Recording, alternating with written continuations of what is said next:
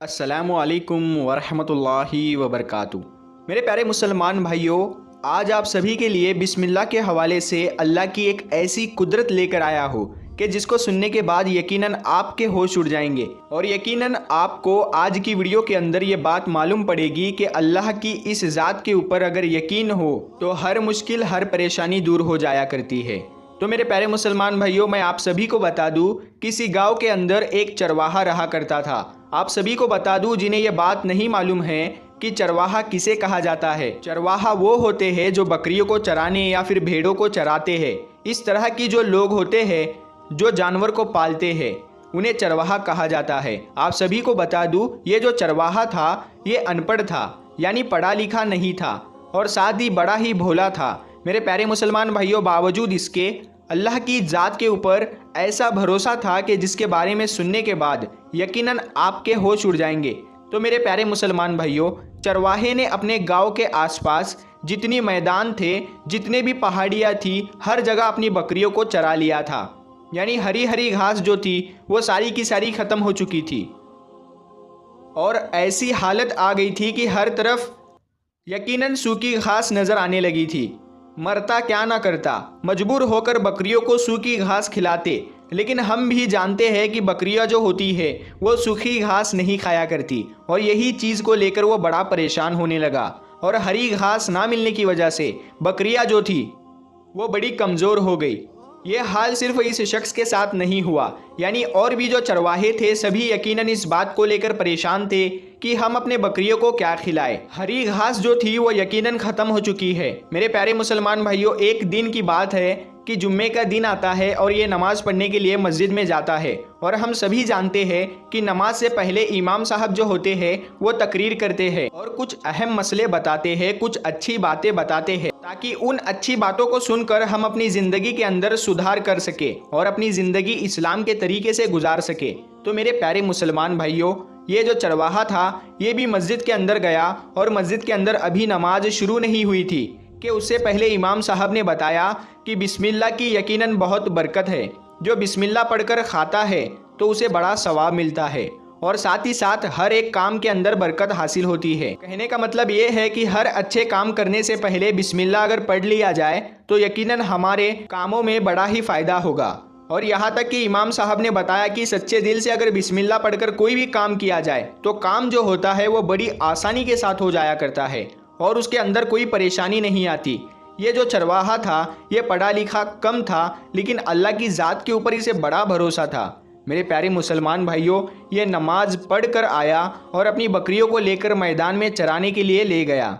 जैसे कि मैंने आप सभी को बताया कि उसके गांव के पास एक नहर गुजर रही थी, एक नदी गुजर रही थी और नदी के उस पार हरी हरी घास थी। कहने का मतलब ये है कि नहर होने की वजह से कोई भी चरवाहा दूसरी तरफ नहीं जाया करता था क्योंकि जाने का कोई रास्ता नहीं था। इस वजह से नदी के उस पार हरी हरी घास लगी हुई थी और उसे खाने वाला कोई नहीं था।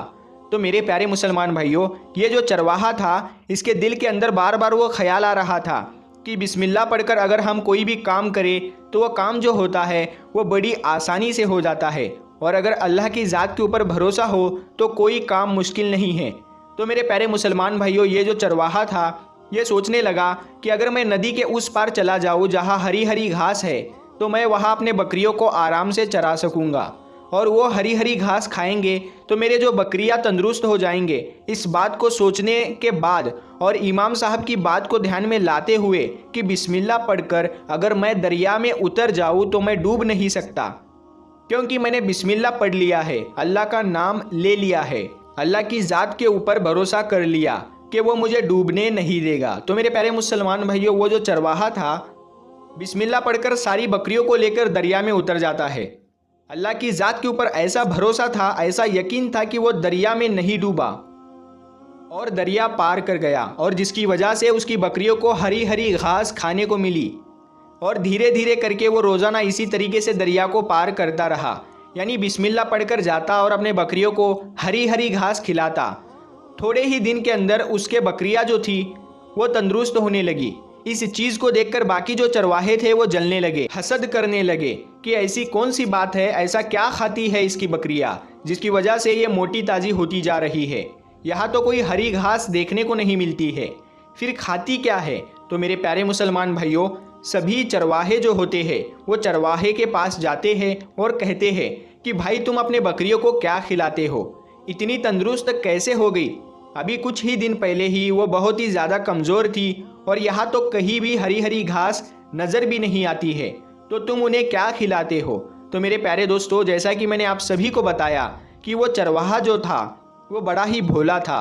उसने सारा वाक़या सुना दिया कि इमाम साहब ने मुझे जुम्मे के दिन एक बयान में कहा था और बताया था कि बिस्मिल्लाह की बड़ी बरकत होती है। मैं वही करता हूँ कि बिस्मिल्लाह पढ़ के दरिया में उतर जाता हूँ और मैं दरिया में डूबता नहीं और मैं दरिया के दूसरी तरफ जाकर अपनी बकरियों को घास खिला देता हूँ जहाँ हरी हरी घास मौजूद है। तो ये चीज़ देखने के बाद सभी के सभी जो चरवाहे होते हैं वो बड़े हैरान हो जाते हैं। ये जो बात थी आंधी तूफान की तरफ पूरे गांव में फैल जाती है और ये बात उसी मस्जिद के इमाम साहब तक पहुंच जाती है। इमाम साहब जो होते हैं वो बड़े हैरान हो जाते हैं कि ऐसा कैसे हो सकता है, लेकिन वो लोगों को दिखाने के लिए कि मैं भी बड़ा अल्लाह वाला हूँ, उस चीज़ को देखते हुए इमाम साहब जो होते हैं वो गांव वालों के सामने ये बात कहते हैं कि ये जो चरवाहा ये दरिया को पार कर लेता है, इसमें कौन सी बड़ी बात है, ये तो मैं भी पार कर सकता हूँ।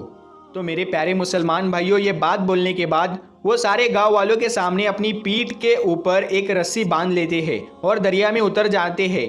लेकिन जैसे ही वो दरिया के अंदर बिस्मिल्लाह पढ़कर उतरते हैं वो डूबने लगता है और फिर जैसे तैसे रस्सी पकड़कर दरिया से बाहर आ जाते हैं और फिर सारे गांव वालों के सामने खुद को शर्मिंदा महसूस करते हैं। मेरे प्यारे मुसलमान भाइयों, वो जो चरवाहा था वो भी वहीं पर मौजूद था और वो दिल में ख्याल करता है कि अल्लाह, इमाम साहब के बात के ऊपर मैं अमल कर रहा हूँ और इमाम साहब ही डूब गए। फिर वो सारे गांव के सामने बिस्मिल्लाह पढ़कर दरिया में उतर जाता है और सारे गांव वाले देखते हैं और इमाम साहब भी देखते हैं कि हाँ, ये दरिया पार कर गया।